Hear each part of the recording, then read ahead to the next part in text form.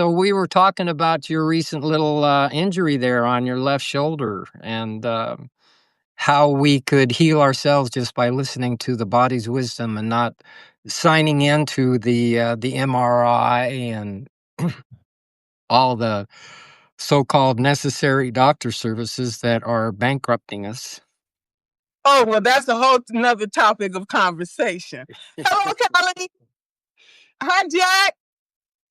Hey, Trev. Okay. Yeah. All right. Jolene. Bob. Okay. Okay, so I feel a little pain. I'm gonna feel pain if I lay in the bed. I don't feel pain if I walk outside. So do the live anyway. Because as you've seen, I got an appointment scheduled for tomorrow. All the things that I've been through in life, well, there's a little pain. Okay. It is what it is. Okay. And when this melts, I'll just put some more on there. Okay. So what's happened here, with the fall, when you fall like that, your body jars and it reacts accordingly. Okay. It says something's off kilter. What did you do here? You messed something up. Yeah, I failed. Okay. So this has to do with the nerves. Okay. And it turns into sciatica. Okay. So whatever I'm doing, it's just going to ache all day and night. Okay. I don't usually take pills. Okay. But I took 2 ibuprofen. So I'm in pain. Okay. I'm like, okay, I try to block it out and think of something else pleasant instead. Okay. And sometimes it helps to stand up. Okay. But I've fallen so many times, you don't lay down there in misery. You got to get up. Okay. You got to get up and get it done regardless. Okay. Regardless of the pain you feel. Okay. If you lay down there long enough, you're going to feel more pain than that. Okay. So get up off the floor, dust yourself off and say, hey, what's my next step? It's real simple, isn't it? Isn't it real simple? I found in those circumstances, the greatest pain was my mind freaking out about all the things that it was creating that could happen. And it was just making the suffering much more worse than it had to be. And just finally seeing through the charade of those thoughts, that they were just thoughts that were creating this horrible, horrible future. And if I just actually felt the pain, it was completely okay. Okay?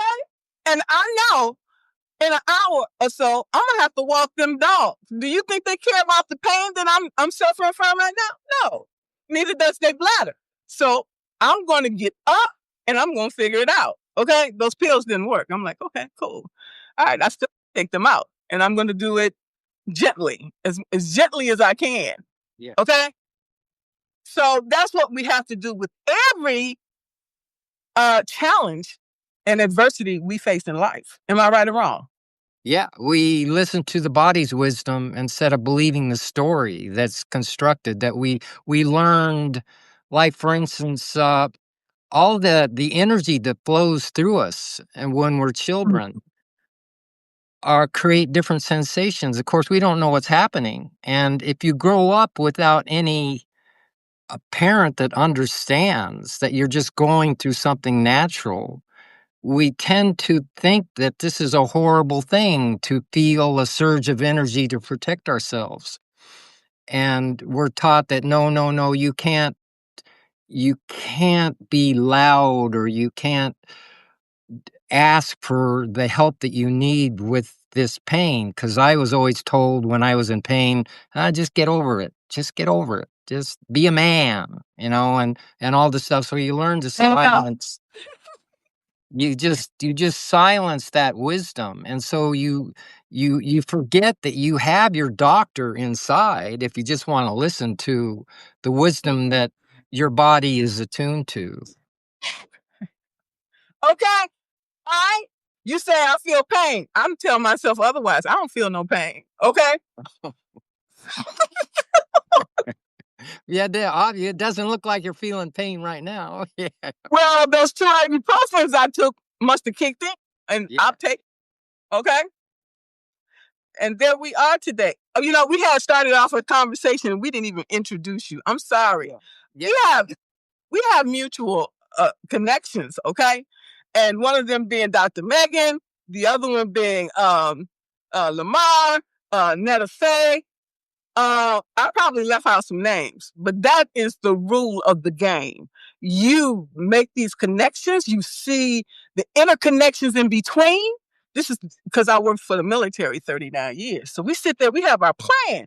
We put out our plan on the table. Okay, who has the south side? Okay, if we don't have anybody over there, who do we know over there? And who can we become friends with?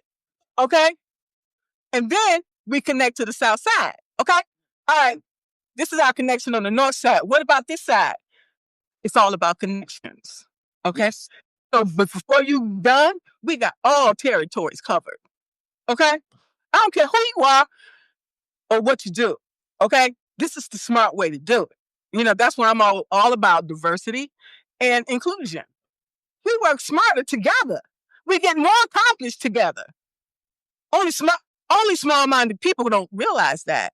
And those are the people that we don't need as a part of our team. Especially if you don't catch on real quick, then we'll leave you on the sidelines until you figure out the rules of the game. Yeah, and part of the major rule is to I have to override my initial impressions that I'm taught to how to describe people. Like I'm looking for certain people that have like a certain look or money or they're showing the performance. But the people I really connect with, I have to get beyond that performance image that I think I'm looking for and see what resonates in me. And it's surprising who you resonate with. I don't, everything about her is just totally different, but there's something in me that when she speaks, I feel like I'm home, and listening to you, I feel like, yeah, I'm home here. And there, it's just the basic exercise here of presence, just to introduce this idea, is that our minds are preoccupied. And when we look at the ocean, we get fascinated by the movement of the waves and how they splash on the shore and all those moment by moment changes. But we can go down underneath those waves, the moving of our mind, and we can get into that deep stillness that connects us all, because we're there. We're all connected in that ocean. And it's the marvel of Substack that right here, it's totally flabbergasting to me that here we can be thousands of miles apart and we can connect heart to heart authentically. I'm not fooling myself. It's like, wow, okay, I want to sit and listen to this person, because the universe is like flirting with us all the time. It's saying, my beloved, look at this wonderful thing that you can become.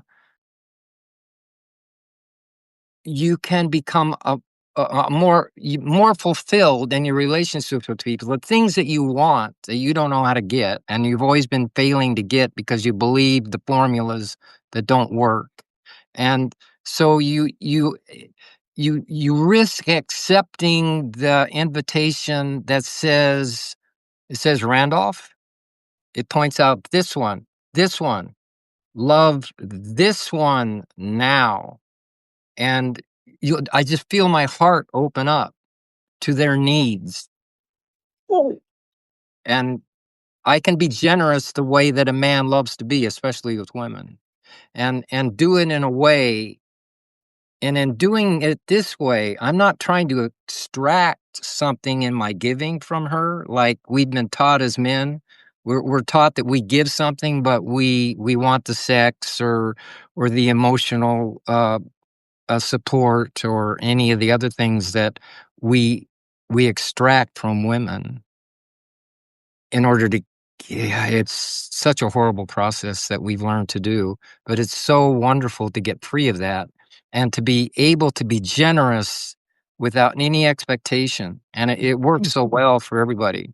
I mean, this is the love that we wanted to get, that we were conned into believing that if we played the performance game of appearing a certain way, of appearing wealthy, to get the degree, to look a certain way, to have my hair manicured a certain way, get the right glasses, drive the right car, promise her the right things, all because we thought we were gonna get what was gonna complete us. But Mm. because we're born with these wounds that, these emptinesses of our parents that who weren't able to give us what we really needed as kids. So we're always looking for it from the woman. And so we're destroying each other's lives trying to get something. We're outsourcing, thinking that somebody else can give us a thing that is going to make us feel good. But what makes us feel good is, yeah, exactly. Exactly right. How long did it take us to figure that out? Uh, Okay, I was stubborn. Okay, when I got tired hitting my head against that brick wall over there and realized, damn, okay, that's why I got a headache. Then he's like, wake the hell up and do something different. If you keep getting the same results over and over again, that's insanity, yeah. right? Yeah. So, talk to us about your journey. You know, and then what made you come to Substack? Yeah, yeah, it's, the Buddhists have a word for I was thinking you would ask me this, and I was thinking, "Well, what would you call my life's path?" And the Buddhists call it the path of the Bodhisattva, Bodhisattv. And basically, you're wandering around the world with no destination except to be able to be in alignment with where you are and who needs your help at the moment. And I was actually born on the road 73 years ago. My father and mother were in the government. He was a map maker, and the Geological Survey would move him to two different places every year. So for the first 10 years of my life, I lived in two different places in the West. And generally that was out in the rural areas. And so I had the entire West as my playground, wherever he pulled, we lived in a small trailer. My sister and parents for those first 10 years. And in those days, during the 50s, when I wasn't in school, they just opened the door and I just ran out into the woods or the river or whatever. And so those are my first playmates. But unfortunately, I didn't have a whole lot of interaction with people, so I tend to be kind of isolated. And even so, but their dream was to move to the suburbs, so they moved into Las Vegas, Nevada, bought a house, and in 5 years, their marriage just blew up. And so at the age of 16, it was the mid 60s, and that was the time when young people were moving around all over the US on their thumb. So for the next 7 years, I traveled on my thumb, uh, just around the country, and I did a couple cross country bike trips, and I also did a stint in the Coast Guard during the Vietnam War era, where I was on a small ship going up and down the east and west coast. So I'm moving around, and in all those movements, I ran into a teacher that was teaching in Southern Nevada, the information about a teacher in Southern Nevada who was studying a certain aspect of New Age spirituality. It's called the Fourth Way. Gurdjieff and Uspensky, Nicole were some of the major writers, but it was kind of a panoply of spiritual teachers that this particular teacher had in 76 in Southern Nevada. And it started out as a small group, but within 15 years, it became a cult. It had become a cult. And I did not know that, but I was being groomed into being part of the cult, even though we started out with great intentions. And I did learn some first lessons in meditation, for instance. But thankfully, the leader of the cult died in '92. And otherwise, I'd probably still be there. Yeah, who knows? I don't know. But uh, and so I went out looking for another teaching, and I found one in Southern Oregon. And it turned out that one of the students that came to the 160-acre retreat place in Southern Oregon, um, we hit it off really well, and we were caretakers for the property, and we ended up being married and having 3 children. And when the second child announced itself in the late '90s, I knew I couldn't just do my handyman stuff day to day, so I got into trucking. And as a long haul truck driver, I was able to pay the bills, but it destroyed our marriage. So I've been able to be fiscally providing, but I haven't done the major work of providing the father for my children, which is part of my work now, to learn the steps that I need to do to make that happen. And I'm getting to Dr. Rokel here because she's really intimate with this whole thing.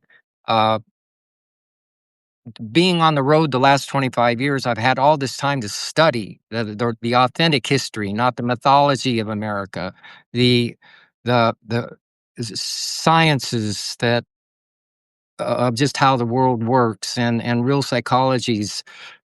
And when COVID hit and we had the Zoom connections, I started to find other teachers, and I my first mentorship with an actual goddess. I would have to call her a goddess. She was quite generous in providing me the teachings and the music and the poetry and all these beautiful things she opened up my life to that I didn't know about. And she was the first really deep friend like that. Um, and then I encountered Dr. Rokel about a year ago, and her somatic meditation made the meditation thing. I'd been doing it for 50 years, but it never clicked with me what we're doing in that meditation. Is connecting with this witnessing awareness, what we call it, the sea underneath, right? The sea underneath the waves that connects us all. And the first time I did that with her, it was like bingo. It's just, this is what it's about. So I was connected first that way, and then she started, I think in January and February on Substack, she started promoting her vision of the non-monetized matriarchy. And she's so brilliant in her presentations of the fundamentals of that vision. And I fell in love with that idea because I could see how when the male and female are in right alignment with their proper roles with each other, then the systems that have ruined us as men and women, that have confined women and men in these very narrow roles of what is proper to be, then the world will flourish. And it's been a remarkable help for me get more rightly connected with my children and their mother. So I don't know where that's going, but I know the process of what I need to do, which is to follow what is presented me to do. So it's a beautiful process. That's how I got here. All right, it was not by chance, okay? Yeah. All the people that God brings into our lives is Yeah. for a reason. It may be a season, okay? But take it anyway because it's a gift. It's a gift from it's a gift from God. Okay? It says it's unstable, but okay, a lot of things in life are unstable. We're going to move on anyway. Okay. Okay, Alexei, or whatever he said. Blavatsky had fourth doctrine. I know you know what he's talking about? Yeah, I think she was the founder of the Christian Science, wasn't she?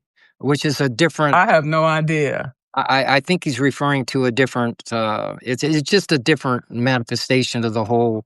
At the same time, I think she was in the late 1800s, and Gurdjieff and Uspensky were in that same time period of the Okay. flowering of a new age. What see the This was the Western civilization was so entrenched in the Christian doctrine, the patriarchy and the hierarchy of the Catholic Church, and this was some of our first attempts to bring back the mysticism that we have lost.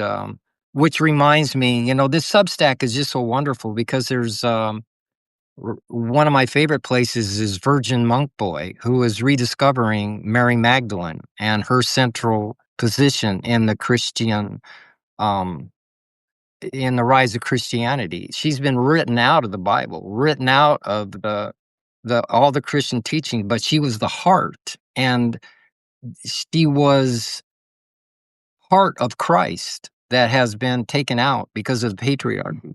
And he's devoted his life to re-educating us about her central position in that, which is really intimately connected with how we've been separated as men into this confined role of what it means to be a father.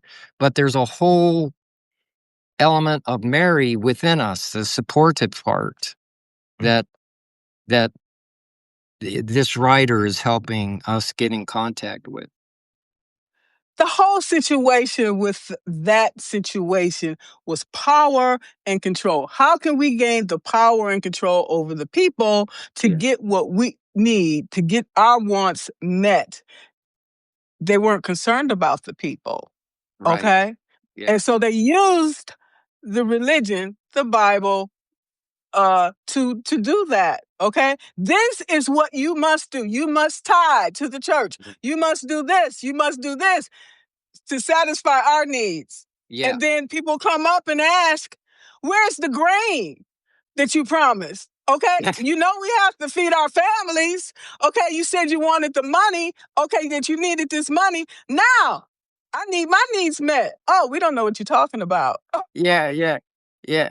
I just read a neat quote on that. He said, "Isn't it ironical that when the church has needs, they come asking us for money, and then when See we what go I'm to the saying? church for our needs, they say pray." It's like, Yeah.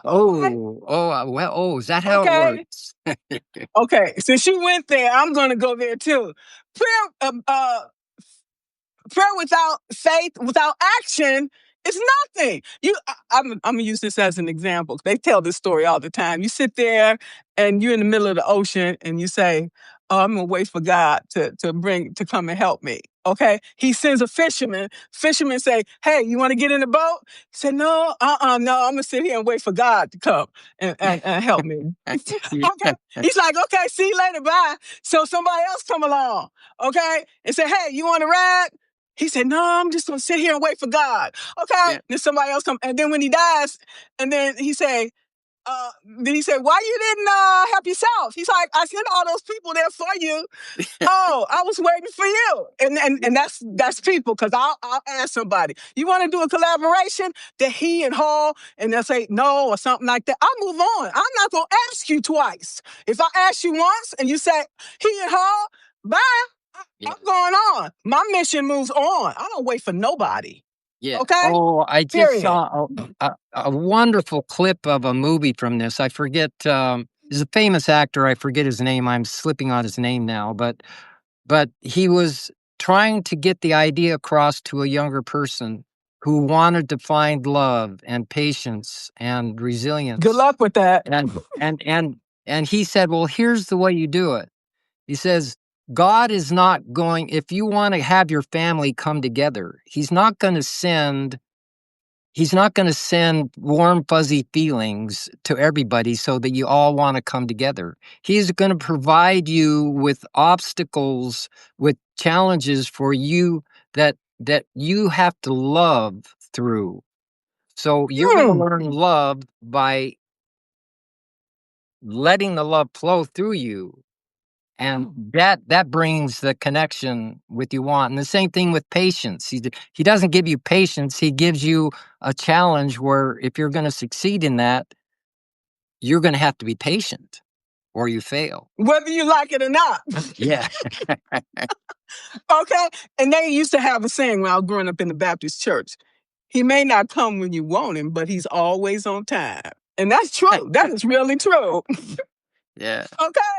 So I wanted something like yesterday. And he's like, no, you're gonna get it when I say Yeah. you're gonna get it because you'll appreciate it more. Okay?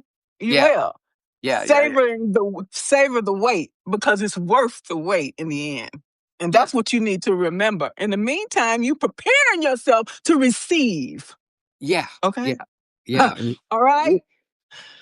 Rilke, I think a poet named Rilke, Rilke, has a nice line on this. He says, "Be patient with everything unsolved in your heart."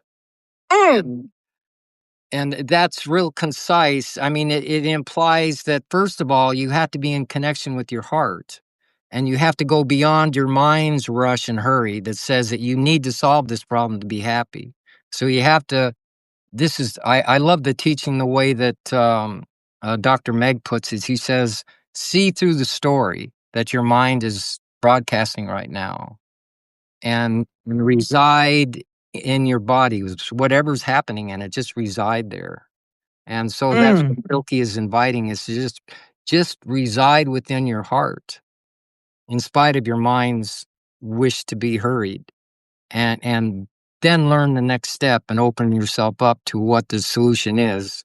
So, yeah. I just wanted to bring about some correlations in our history. Okay, when you talked about USGS, okay, Yeah. USGS, and I worked for the Army Corps of Engineers for 39 years. So the Corps of Engineers was part of that movement when you're talking about USGS. Okay. And putting in those survey markers because that's how they determine your property lines, okay? And all that connects to the GPS system, Yeah. okay? So, like, that's how Google knows where you live, okay? Everything, okay? And all this was digitalized when I worked for the Corps of Engineers because I used to work on a survey vessel, and we used to take the had transponders attached to the sides of the ship, the boat, and we would go out. They would go out and take all of these readings, okay, and they would know where the strikes are. Okay, and go and take all those strikes out because you can't have those ships coming through and getting damaged. Okay, because they're bringing uh, commerce, cars. They're bringing things in for us to survive, to maintain. Okay, and so when you talked about that, just brought tears to my eyes. Okay, and the things that you did and I did, and my daughter. She decided she wanted to be a truck driver, and so it just made me emotional. And she said, "Margaret, I want to be a truck driver." And I'm like, "Okay." I gave her the money. She went to school. She's been on the road for, I don't know, 10, 12 years. It's something I could never do. That's the most dangerous job in the world, okay? She tells me how many accidents she's seen on the road. Every day. And thank God she has never gotten into an accident where she, something like that. Now she just called me today and said she thinks she got fired. I'm like, okay, well, I could have told you that. It's not surprising because the guy had fired her the first time because she had an accident. It wasn't her fault. She was at the wrong place at the wrong time. He don't care. He got to pay all this money out, so he gonna make her pay. He still got to pay anyway. If he fire her or keep her. And she said, oh, her friend got her back in that job. She talked the man into giving her job back. Then she told me, oh, well, I could have told you he was going to fire you the next time you have another accident, but I didn't want to bring you down. If she already down, she don't need me to slit her throat. You know what I'm saying? So I didn't say nothing, but I knew that was going to come, because the handwriting was already on the wall. If the man fired you once, what's stopping him from firing you again? You know how dangerous these roads and stuff is. You know that. It's just a matter of time. I told her, you need to start looking for another job, period. I don't know what to tell you other than that, okay? I said, but you're going to get through this because you done came this far. She was driving that truck during, what you call that thing you just mentioned, not 9/11, the COVID, okay? Yeah. And you couldn't get nothing through. The truck drivers was bringing everything in. Yeah. Okay? They shut just about everything else down. So, but she told me they kept working the whole time COVID was going on. Yep, And we I'm like, did. that's great. Yes. And the thing I love about you guys is somebody on the road, another truck driver, they distressed, y'all get out, y'all go and help them. Y'all network and help each other. I love that. And I was always afraid for her being out there by herself. She's traveled the whole United States, okay, and never had any problems. Nobody never bothered her in any kind of way. That is the spirit protecting her. Yeah. So I'm like, oh God, when I seen her phone call, because I know if I get a phone call from her, something, tragic. I'm like, oh my God, I hope everything is okay. I'm like, I don't know if something happened to her. I said, well, she's close with my brother. I like, well, you tell him where all your information is and everything, and give him everything, and make sure you tell them who the next of kin is, because she real close with my brother, and that's between them two. I don't get into that. That's not my business. Okay, I do better saying less on that and moving on. Okay.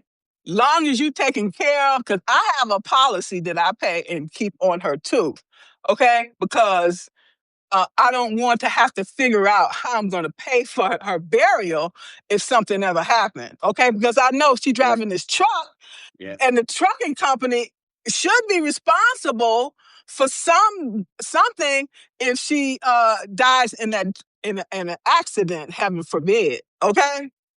And then you're talking about driving in the wintertime? Oh no, I don't even drive at night because what you call them damn things? Cataracts. They say, oh, you got cataracts, but they're not bad enough to do any surgery. I like good, but I don't drive at night because of that glare. I'm like, oh no, no. Yeah. So I'm driving for. has she found another company to drive for? No, because I don't know how long this is me simmering. I wouldn't wait for the man to tell me I'm fired. I start looking for a job in the meantime. Yeah, I don't wait for the other shoe to fall. Okay? She could get employed tomorrow for the company I drive for. And they have Okay. they drive all over the country, and it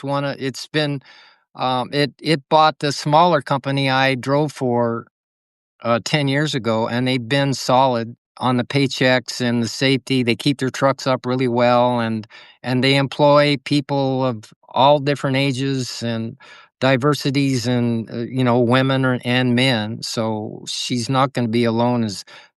But I agree with the spirit of safety on the road is. I'm really. I mean, I've been on the road for a long time, and it's. I It's not like you're being watched, but the help comes out when it's needed. It's just I've seen it so often when somebody has an accident. I mean, people are really in an insane hurry, but when there's an accident, the people are there to help, and it works. That And our emergency services are excellent. It's amazing how fast they get to a place. So there's that. So yeah, if she wants a recommendation on driving, if she's been in it for a decade, she's on it tomorrow. Yeah, because I keep trying to get her to get out of it because she's getting older, okay? She recently told She Yeah. recently told me, oh, I got, type 2 diabetes. I'm like, you're going to have that because you're sitting in that truck too day long. So I told her, when you go to those truck stops, you got to take those breaks, I told her to do a couple of rounds around the parking lot, walk Yeah. every day, even Yeah. if it's 5 minutes, because the Yeah. circulation, your heart, everything is interconnected. And so she Yeah. told me, oh, I got type 2. I like, we all get that once we African Yeah. Americans. Once we get Yeah. over 40, the Oh, first thing we yeah. get is high blood pressure, and the next one is type 2 diabetes. It's prevalent in the Black community. It is what it is. Okay, so And you got you to can take take care of care the of that body. too. Yeah, I took care Right. of that early on. I learned the necessity of exercise and good diet. So I don't eat at the truck stops. The Walmart supercenters have a perfectly good produce section and good food. And it just takes a little bit of effort to make your own meals. And I have a little treadmill in my truck so that I can walk and run when I stationary, and I've learned all kinds of body resistance exercises that I can do when I'm driving and when I have a few minutes, and that's been enough to keep my blood pressure low and eating the right diet. I'm not close to being pre-diabetic or anything, so she can turn that around anytime. She has to want to, but I don't want to keep telling her this because then she won't want to call me at all. Like, she'll figure I'm preaching again. So I just gently say something every now and again, okay? But like I said, I don't want to beat her up about it because she won't call me at all, and I don't blame her. That's why I didn't want to call my own people.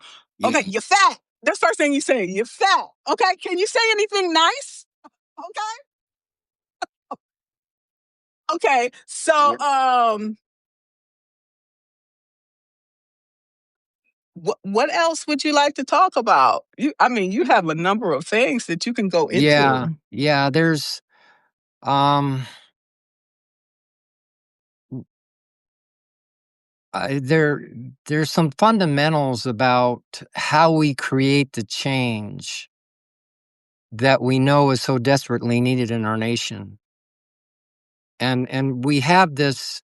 I'm just I was part of my journey until last year.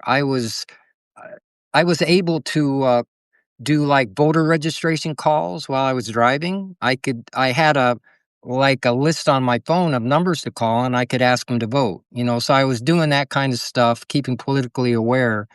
And I was really God, I was so hopeful when Kamala was running. It was like, oh my God, we have got a chance to turn this thing around a little bit.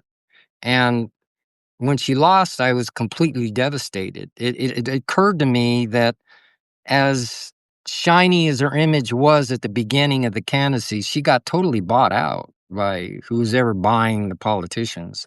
Are And you really serious? Are you really serious? Serious? When I knew that Hillary Clinton didn't win, okay, yeah, I knew that Kamala didn't stand a snowball chance in hell. I'm gonna yeah, call it straight out. For real. I stood in freezing temperatures yeah. over 3 hours. And that was the outcome, but I knew that was going to be. I knew they was not going to let her win. If they didn't let Hillary win, what make you think they was going to let Kamala win? Yeah, Seriously? well, yeah, I was buying the Kool-Aid, I bought the Kool-Aid, and Yeah, right. they got my donations, and they got my time. And after the election I thought, well, this whole thing is rigged. I mean, Yes, it's it is rigged. like they got this whole thing. So I knew there had to be a different way of doing it. So I got in. It just occurred to me that the way the change comes is it's not from top down. It's from grassroots connections of people coming together in community and having the kind of, they call it the matriarchal network. I don't like the word matriarchy because it sounds like it's the opposite of patriarchy, and what you're doing is you want the women to be on top, and that scares the men together. It scares them to death. They're going to do the same thing we did to them. They're going to do to us, which is not what you want to do at all in matriarchy. You want to be able to work together in smaller units and assist each other. In in the village, the children are everybody's children. And I'm sorry. I'm sorry. Let me say something because I'll forget. Okay. Yeah. I apologize. What they don't realize that we are in charge. Yeah. Okay? That's what I wanted to say to you. We are in charge. And if we don't think we are, then we need to think again. Yeah. Yeah. Yeah. Who Exactly. you think who you think run the household? They Yeah. Yeah. don't. Yeah. Okay? Yeah. We run a lot of shit. And we need to Yes. start, we need to wake up and realize it and take our rightful place. Yes. Yes. Yes. I discovered that in once my wife at the time, she's from England. She wanted to take a 2-week trip back home, so I scheduled my vacation time to be at home with the kids. And for 2 weeks I was with them. I could not handle it. All the stuff that she does, that she's been doing for 30 years, it's like it's just natural, and she makes it look easy, but she's 365, 24/7 caring for these children, and I had to do it for 2 weeks, and I fell flat on my face. I was not able to to to make it work, and we didn't have a good time. And she basically, when she came back, she had to rescue all of us. See what I'm saying? Yeah, yeah, exactly. And They take us for granted, but you said better mm, think again. yeah, Okay? yeah, yeah, yeah. And that's what they're afraid of. That's what they're afraid of. But it worked so much better when the energy flow is when the man is doing his part providing and doing his protective role of having this container where the family can bloom together. But it doesn't work if he wants her to also take care of him. Okay? Yeah. What did they say? The man's job was he came from Adam and he's supposed to provide, okay? Yeah, yeah, yeah, In yeah. a, in a number of ways, Yeah, okay? yeah, yeah, And not we do all the giving, okay? yeah. Because when I was in the Middle East, okay, when I was in Iraq, women rode in the back of the truck with the animals. They were not allowed to eat with the men. Woo. Okay, the women had to eat in the kitchen. Yeah.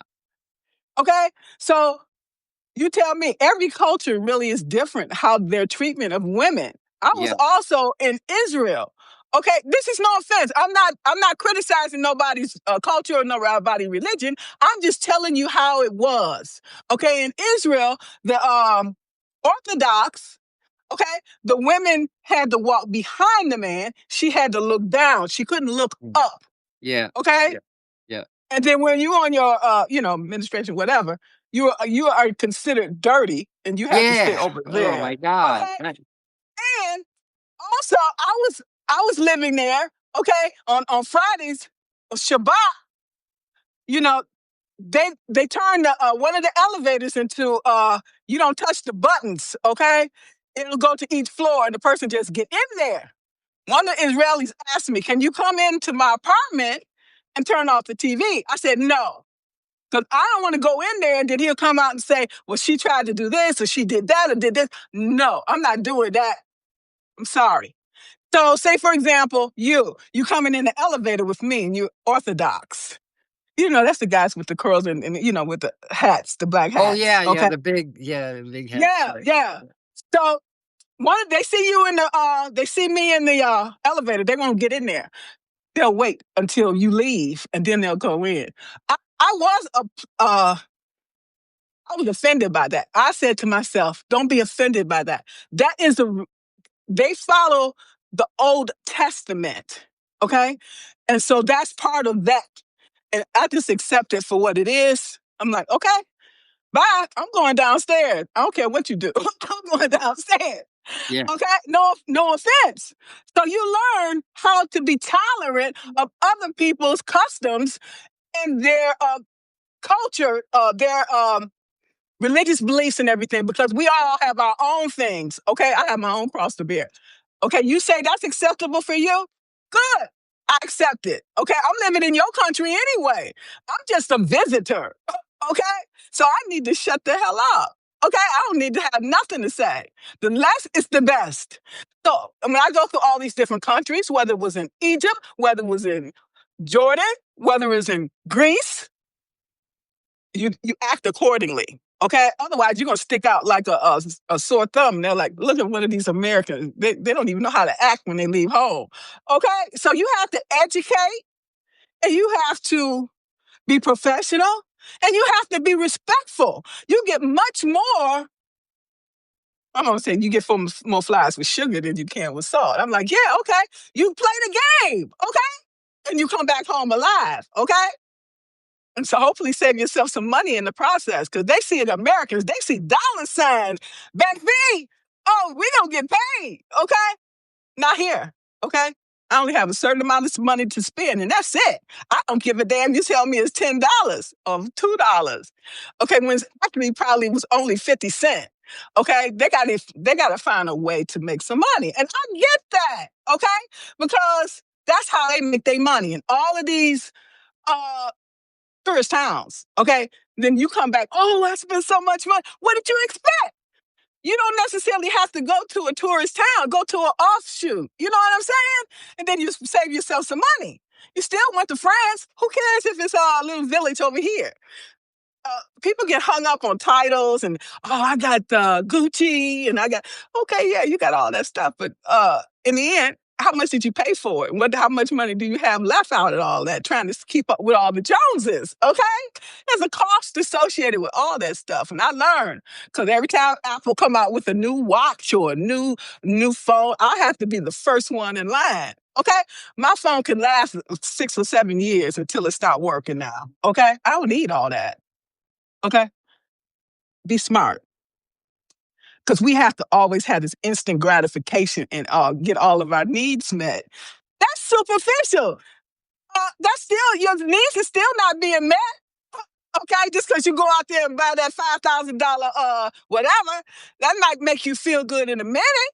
But afterwards, you're like, damn, I shouldn't have bought that shit. I could have kept that money for something else. Okay?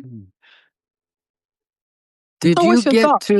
Did you get in your being with the people in so many different countries, did you get to have, heart-to-heart conversations with the women? To Yes, just yes. And looking at things from their perspective, it's different. It's like, how can you sit up and criticize somebody else, unless you walk a mile in their shoes? Yeah. Shut the hell up. You don't know what you're talking about. You never even experienced it. How the hell you gonna sit up and criticize somebody else and you never left your own hometown? That's what people like sitting up criticizing, like, baby, shut the hell up. You don't know what you're talking about. Okay? If you went through half of the shit that they go through. You know what I'm saying? With all those mortars coming back and forth. And I had to deal with all of that stuff too. And I'm like, it made me be very humble and very grateful for the life that I had in the United States. Yeah. Okay? If I had to go through shit like that on a daily basis, I don't know if I could do it. Really. Yes. So you got to see the strength, their resilience in the, yes. They were severely oppressed, but they also managed to find a way to love their children and to keep the cohesiveness among women, even if their men were brutal or whatever. Well, when life brings you lemons, you make lemonade, right? Yeah. Whatever I can't criticize them. Whatever hand you dealt, you play the hand the best you can play it. Okay? That's all I say. I'm not going to sit up and criticize nobody else because somebody come up, you can't criticize me because you don't know what the hell I've been through. So who are you to criticize me? That's my feeling on it. Okay? Until you walk a mile in somebody else's shoes, shut the hell up. Period. You may not agree, and that's okay. We can agree to disagree. How they treat their women, okay, they can be just like anybody else. You know what I'm saying? So they have violence, they have murders, they have a lot of things like we have in the United States. Okay? It's life. Yeah. And we have to live life to live it to the fullest. A lot of shit we just have to overlook and just turn the other way and say, that don't have nothing to do with me. This is what I need to do, okay, to stay me. Period. Yeah. I can't worry about what you're doing over there. Can I worry about that? What can I do about it? Yeah, if that's the intelligence of your body and telling you that, yeah, there's nothing that I see that it's not a good situation, but that is not my service to another human being, and that we need to have that intimate relationship with ourselves to see where we can provide that service. And Right. I'm really grateful for Substack that opens up avenues where I can be of service to people like yourself. That your Substack is such a resource for people. Um, I'll just put a plug in for you. I was following you for a while, and I didn't realize how much you were offering, when you subscribe, you send in a few dollars a month. It's like, my God, there is so much here that I did not know, and it is such a wonderful, like your 30-day gratitude, thing that's going on right now. Like like day 21, you talked about divine timing, which was divinely timed because it came at the right time, and just as this interview came at the right time, and how I could see it manifesting in how I work every day, but the block of time to be with you was provided for me. Just because a few days ago we made this appointment, and I said, well, I don't know what's going to happen, but I'm just going to put it out there. It feels okay. But I didn't know until 2 hours before we came on that the block of time was open. And I was just cooperating with what was available to me at the time. And there's also a divine timing in receiving advice. Like before that happened, I had four different people that I follow. They all commented on a on something I needed to remember in relation to my reconciliation with my children. It was intimately connected, and that also provide and just being a subscriber to, like, Dr. Megan, it came clear through her, that she had the space to tell me, says, "Dude, you really need to make it right with your family." And I was able to hear that from her because of, all the interactions with her on the Substack, that I could see that she was coming from a good place. And so it's been really helpful, and it gets back to this whole doctor thing, that we're conned into thinking that we gotta have a medical insurance and therapists that we have to pay too much money to, and it's the whole process of this whole so-called mental health aspect of medical, what we call medicine, is just so unresponsive to the actual needs. But here we are in Substack, we're helping each other. We're seeing what we can give to another, and it's really a very beautiful thing. Yeah, it is, and I can't even add any more followers. Okay, I added so many more. I have added so many people, so I'm like, okay, it is what it is. People have to follow me, okay. And it's all good, and I love it. And every day we get stronger and stronger together. Yeah, yeah, yeah. Okay. And it's ironic that, Dr. Megan, me, you, Netta Faye, Lamar, and who else know we connected to. And that's what we have to continue to do every day. Every day I'm out there nurturing these relationships because we get a return on our investment. Okay? And we have to continue to expand and to our reach in our network. Yeah, Okay? you've been quite a teacher on being, like, pleasantly aggressive in promoting. Yeah, it's like your interview with, you were on with, what's her name? Trip?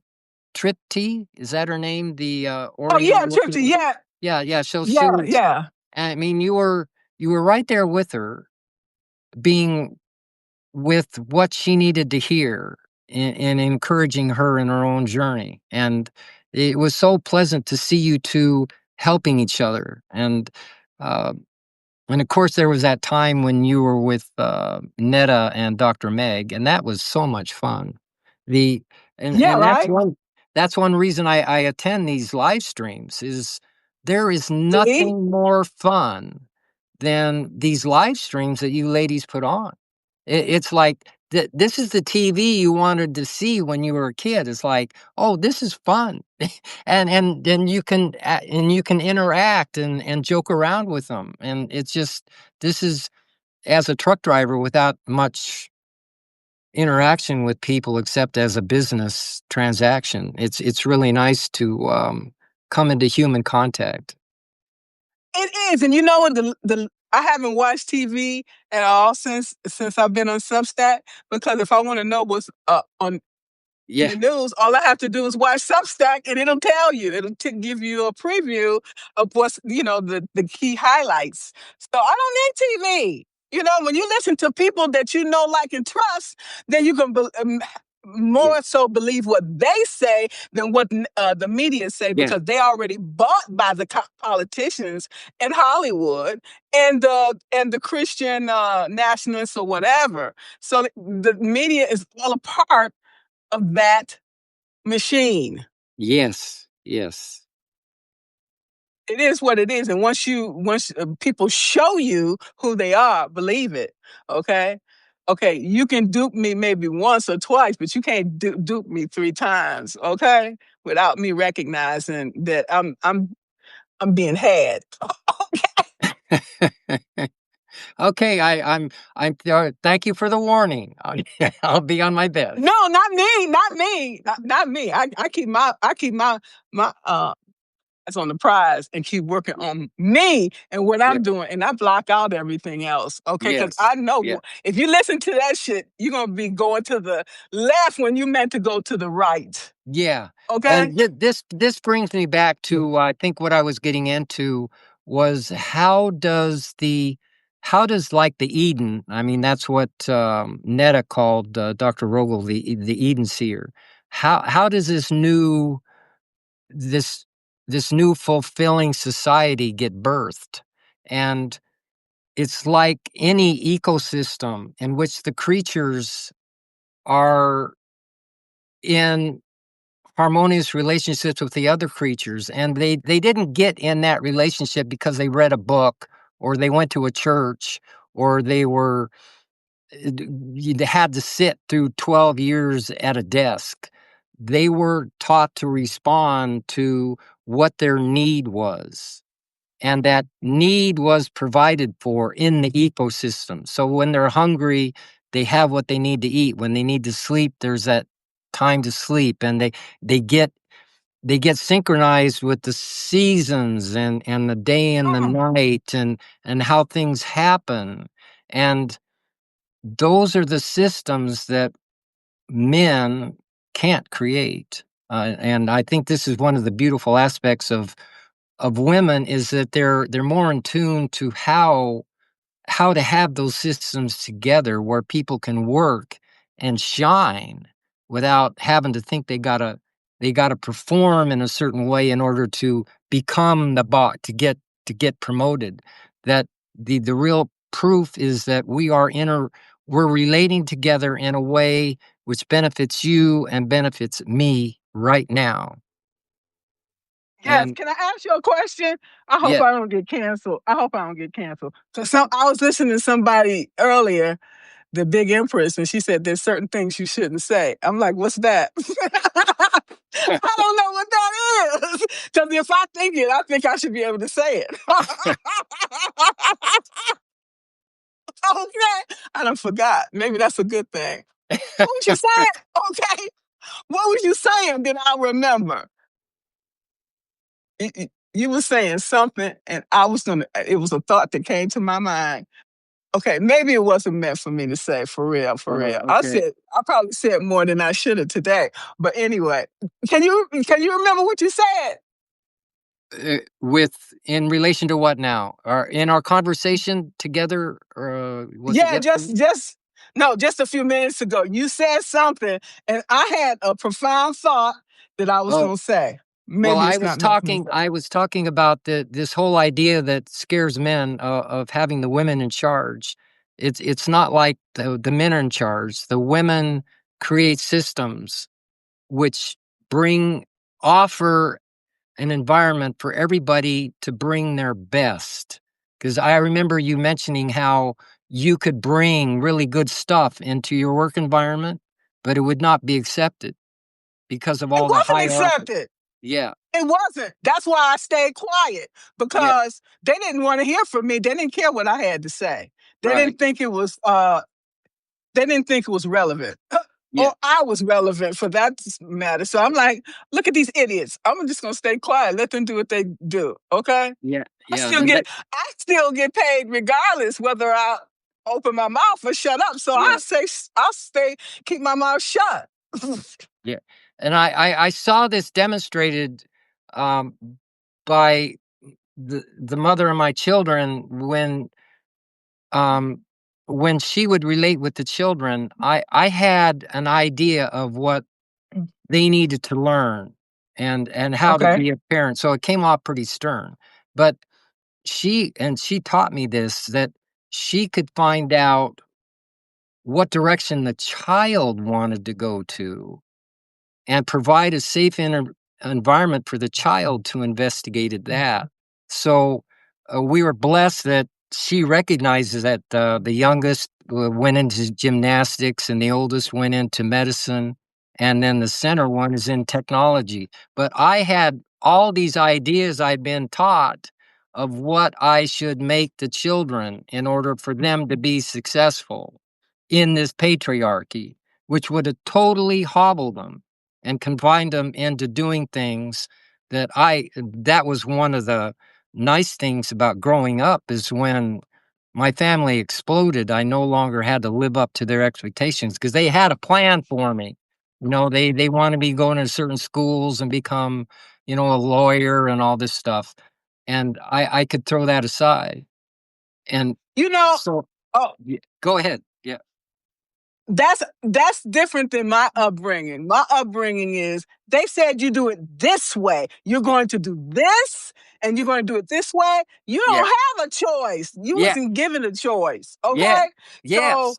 Yeah. That's how I grew up too. because because my parents, they lived in the South. Okay, my father, Arcola, Mississippi. They said they were ran out of the South, and a lot of Black people migrated to the North so their families could have better opportunities. Okay, Yes. so Yes. they ate everything. They ate things from the rooter to the tutor. Yeah. They didn't throw nothing out.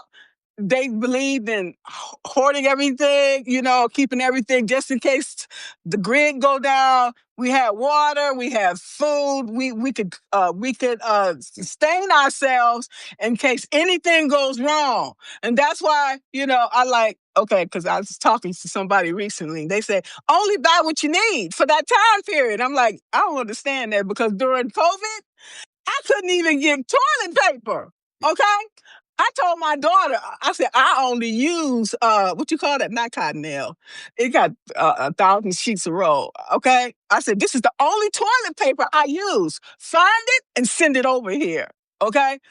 Because I don't use that stuff over there. Okay? I don't use that. Okay? So she sent me it had 100 in the thing, and that's what I wanted. And somebody said, "No, you don't need all that." Yes, I do, because during COVID, they was charging 3 and 4 times the amount for stuff. They was gouging people during COVID on when I was in Israel. Okay, because I can buy the Israeli stuff. Okay, it's okay temporarily, but I want what I want. Okay, so I said, I'm going to get that toilet paper. So I had to spend 2 or 3 times the amount it was worth, but I still got that same toilet tissue. Okay, I still got some rolls left. See, so when people, yeah, right. So when somebody talk about you only buy what you need for that time period, I'm like, I don't understand that, honey. Because I don't want to be going to the store and buy toilet tissue every 2 months. I don't want to deal with that. I buy enough. That's why I got a Costco membership. When I was in Texas, I had Costco and Sam's Club. Okay, so I don't want to have to deal with that stuff because you save more money buying it by bulk than buying it like that. Okay. So I listen to them young people. I'm like, okay, go ahead, boo. But she was right though, because you have to have room to store all of that stuff when you buy it. It's like, oh, okay. So it's like you listen to people to a point. Then you listen to your intuition. Your intuition said, go on and buy the toilet tissue, girl. I don't care what she said. Yeah. There you go. There you go. And because I don't like to drive. I got a car and I look at the odometer. It's probably got 6,000 miles. And I bought it when I got here, brand new. Okay.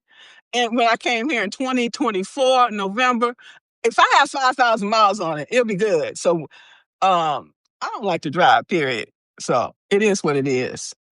And you shouldn't force yourself to do something that you don't want to do, period. And that's where I'm at today. Okay? Yeah. Period. Yeah. And how's that shoulder? I saw you moving it. How is that okay? It's gonna have to be until tomorrow. Okay? It's gonna have to be. And if not, I'll just take some more pills. And that's that. You know, I have some ice. Sometimes you can use ice, and sometimes they say use heat. Yeah. You know? Yep. So between the heat and the ice and the pills, it's gonna have to do what it do until tomorrow when my appointment is due. Okay, I fell, and I had just got over. I told you I had the chiropractor said, "Well, you probably tore a rotary cuff." I like, okay, well, it is what it is. I'm not gonna pay no $1,000 for MRI to find out. Okay, that's what the deductible is gonna cost me. That's not the cost of the actual MRI. Well, you know, that machine is expensive. So you're Okay. meeting with the chiropractor, right? The chiropractor should be able to move your arm in various positions and know what has been stressed. Without an MRI, that the whole MRI thing is probably very likely not necessary. Because Exactly. So I'm gonna see the masseuse first, and then after I leave her, and then the chiropractor will do the correction, twist, and whatever. It's gonna be better. But what happens is the inflammation is sitting in there, and it's sitting on the nerve, and that causes the sciatica. Okay, once you get sciatica, it just aches and aches and aches all day and night, and it's really nothing that you can really do to get relief. You've reminded me of one of Dr. Meg's guests. This was his thing, was helping people. Oh, wow. Doc Smith. He's based in Sacramento now. He used to live down in Santa Barbara. He just moved up there with his wife, who's probably expecting their first child soon. And that's amazing. He's really excellent. I got to have a session with him, and he has really nice, intelligent hands. But he doesn't need to actually touch you to be able to hone in on the limitations or what might be going on in your shoulder, because he's well versed in kind of the Chinese. I think he called it Chinese medicine. It's based in thousands of years of ancient wisdom. So you might be able to contact him, and he's very reasonable, if not free. I mean, it just depends on what your situation is, but he's really open to talking, and he's on board. The reason why he got interviewed by Dr. Meg is he understands this whole idea of us being able to give away our medicines to each other without having to impoverish each other to be able to get that medicine. That's the problem with the capitalistic society. Everybody wants their own cut of the pie, and then by the time everybody else get their cut, then we're paying for all of that. Okay, I'm only gonna pay for what my part is. When I go to the chiropractor, thank God I got Blue Cross Blue Shield. I'll pay $30 copay. Okay, and that'll cover my my massage and my chiropractor, because he's amazing. I love him. Okay. Oh, And great. Good. we Yes. got a good relationship. So Yay. I pay Good. my $30. I go once a month, okay? Because just like we have stress on our minds, we have stress on our bodies from everything that we're doing to it. Yeah. So I make sure to go for a monthly maintenance on that because you'd be surprised how much your back and your shoulders, especially when you're going through I was going through all that stress at work, and the masseuse would say, "You got all that stress in your shoulders." And I said, "Well, that's the areas I want you to work on, okay?"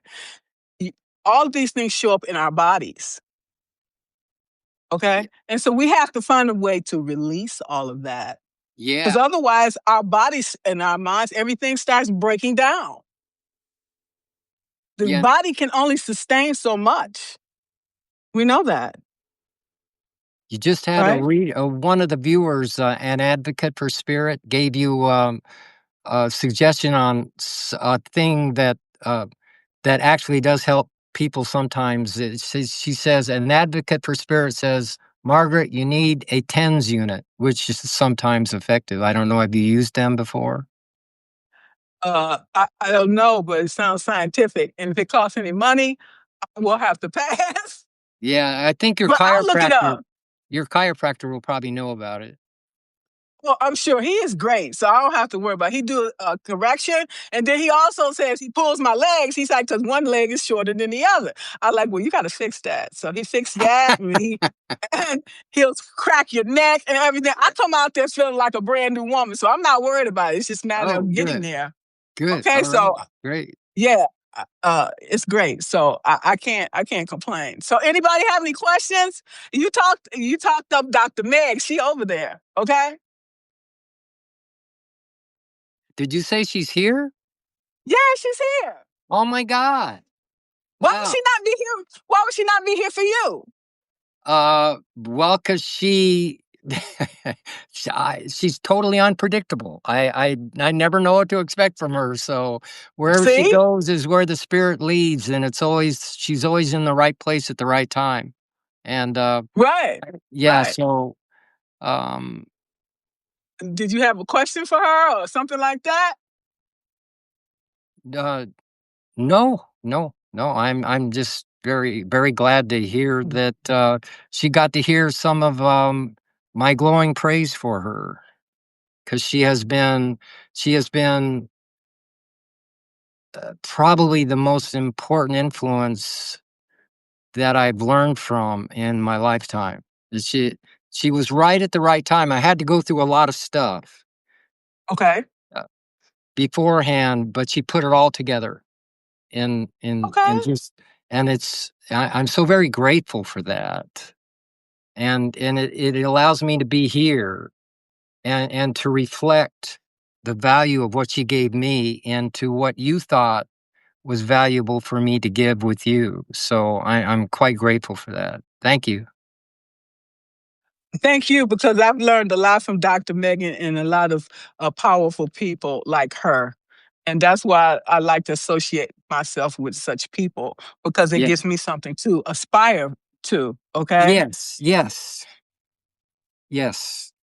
Then one of the remarkable things, and this goes with this aspect of men extracting from women and extracting as part of their what they need to do is she was the first one to demonstrate to me that you don't try and fix the problem.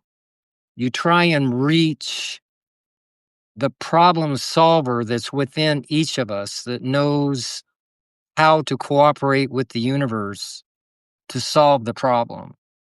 I mean, just if we can make that interconnection with the healer inside, then we don't need the middlemen that are just bankrupting everybody. And we're all conditioned to believe that the doctor knows, that the banker knows, that the politician knows, that the general knows, but they're all separating us from the natural wisdom that unites us and wants us to create Eden together.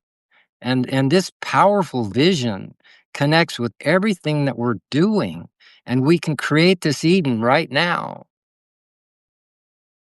right now by declining to follow the conditioning that says I need, like you were encouraged to follow to get the MRI. That's what they were taught to tell you, that you needed an MRI and you had to, you had to scramble around to get the money and sacrifice your life. But you knew within you that there was a better way of doing it. And that's our daily challenge, is that the the the empire is always trying to keep us into our slavery, and we always have an opportunity to say, "Nah, I don't think so. I don't think so this time." I'm scared to death to not do it, but I know if I do it, there's going to be a better way, most likely revealed to me. It always is. If we just stop Right. and listen, just listen to our intuition, it Yeah, would never lead us astray. That yeah, self-awareness yeah, takes us to higher levels of consciousness yeah, and higher levels of productivity yeah, and growth. yeah. It's just for me, it's just a marvel to find out that we're not separated. Because you hear these words like, we're all one, and it kinda sounds good, but it's like, what do you mean it's all one? I'm with all these people on the freeway, and each one of them thinks they own the freeway, and I'm trying to we're all separated in our own little cars and our own little world. But that is the lie of empire, that I am separated from all these people around me. That is the lie. And we're conditioned with these lies. Lies, lies, lies, lies. And I'm so grateful that you're here to help us see these lies for what they are and not live by them, and remind us of the abundance that we can live by. Because we all live from that scarcity thing where we think, well, so many people are caught up with this idea of becoming a success on Substack, and they really get. I appreciate your advice, but I can see that you're not tied up with this idea that you got to get rich, or you can see that the light still shines through you, even though you had the practical wisdom to be able to have a successful Substack subscription for everybody to subscribe to. You provide a product without getting caught up in the whole money thing. And that is so rare, so rare. There was a saying that you gain the world and you lose your soul. What good is it? Yeah, yeah, Okay? I want to keep that intact because I didn't feel good telling people I'm going to charge you for this thing that I love doing anyway. If I yeah, love doing it, why not share it with you too? I gained so much more in the end, return on my investment by doing that. And that's what fills me up. That's why I work for the federal government and I didn't go work in private industry. I didn't go to work for the federal government for money. I did it for altruism, to give back. Okay? Thank you so much. Thank you so much. I really appreciate you and everyone here for saying these wonderful things because I couldn't be me without all of you supporting me. It's because of you I am a better person than I have ever been in my life. And I couldn't have done that without the Holy Spirit in each of you, including yes. including you, Randolph, because I kept hearing, I just kept echoing. I could hear your voice at Dr. Meggs, Netta Faye, Lamar. These things was when you do the connections, you can see clearly. I can see it, and I had to reach out to you because it was the spirits calling me to do that. And we're all interconnected, not by chance. Yeah, thank you so much for the invite. It's been a delight. Thank you so much. Thank you so much, and thank each and every one of you for joining. I know you have to get back, and we will continue our conversations offline. Okay. Well, I hope so. That sounds wonderful, and I'm looking forward to finding out more and more about what you offer on your Substack because there's so much there. I, I'm mentioning it again because it's it's flabbergasting what some people are offering, and it's so easy to get distracted from a source that that it's part of the universe flirting with us. That here, look at this, participate in this right here. So I'm so grateful that I was able to listen and hear your invitation. Well, thank you. I have accomplished a lot without me even believing in myself that I could even do it. So it goes to show you, if I can do it, anybody can. Okay? Anything's possible. You just have to believe it's possible Well, and do the work after that. You can't just sit there and, you know, twiddle your thumbs. You got to do the work. Okay? yeah, So, do you have any closing remarks or recommendations or anything like that? Anything on your heart? yeah. There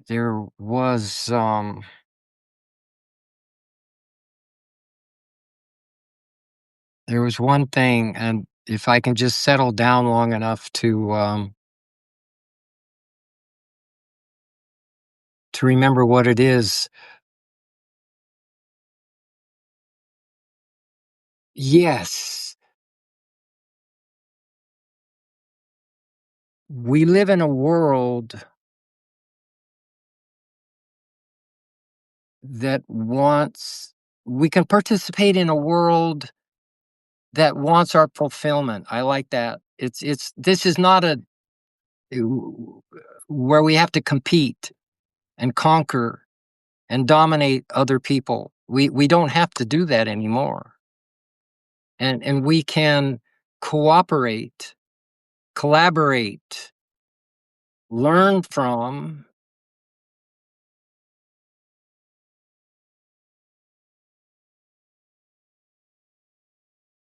those that we hear that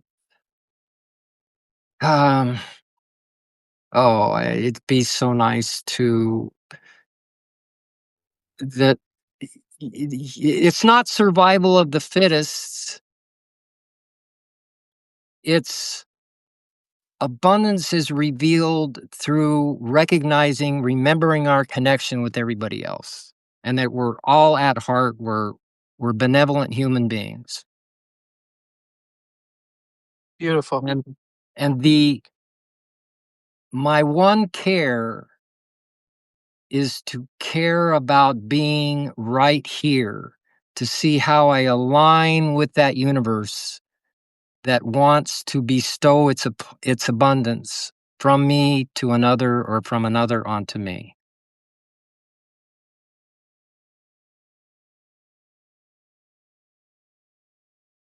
Brother, thank you. I don't have nothing else to say.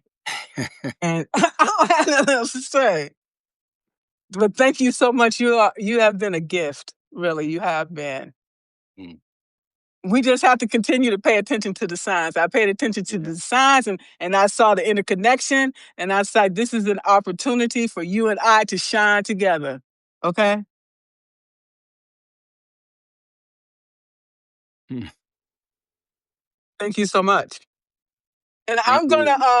I'm gonna talk to my daughter and I'll talk to you offline and connect the two of you up together. Okay? Yeah, yeah, we might be able to work something out. I've been on the road for 25 years, so whatever she's into driving, I might be able to recommend a carrier that she would just mesh with perfectly. She needs that, because she's a beautiful person inside and out, and I only want the best for her. Okay, and everybody else here as well. Okay, so we have to help each other. I'm all about paying it forward, and there it is. Thank you so much, Randolph. I appreciate you. You stay safe out there. Yeah, thank you, Margaret. You too. All right, peace. Thank you, everyone. All right, bye.